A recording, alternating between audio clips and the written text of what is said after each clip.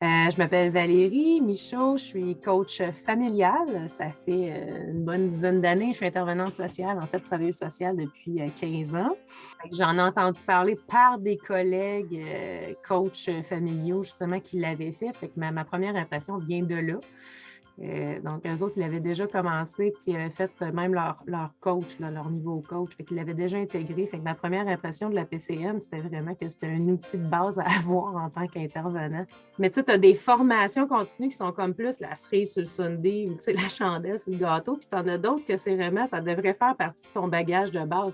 Fait que c'est ça que je me suis dit, en fait. Ça a été ça ma première impression. C'est comme, OK, ça me l'apprend pour aider le client. Puis, moi, je travaille avec le réseau, je travaille avec la famille au complet pour aider le client à se comprendre, en fait.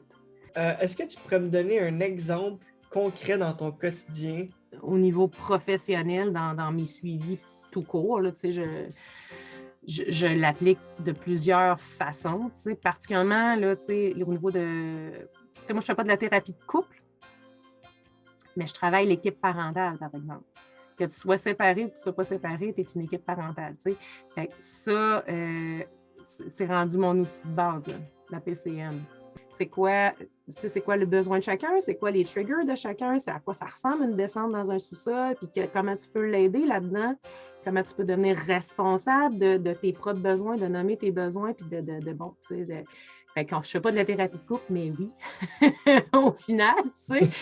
Fait que ça, là, au niveau de la cohésion parentale, puis en même temps, je le vis moi-même, fait que c'est comme facilitant pour pouvoir leur renseigner tout ça, puis le pratiquer avec eux. Ça a donné un succès vraiment important là, au niveau des nœuds dans mes équipes parentales, puis du manque de cohésion, du manque de communication, du manque de compréhension.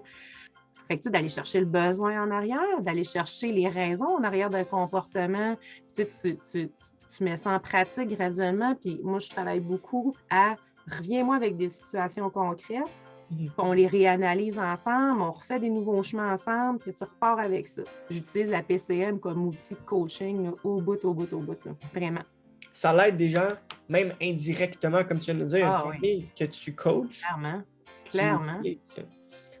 Vraiment. Puis, ça, je pourrais, mes collègues qui en font de la PCM aussi en coaching familial, là, ils pourraient en témoigner là, 12 fois. Là, c'est vraiment utile pour nous autres.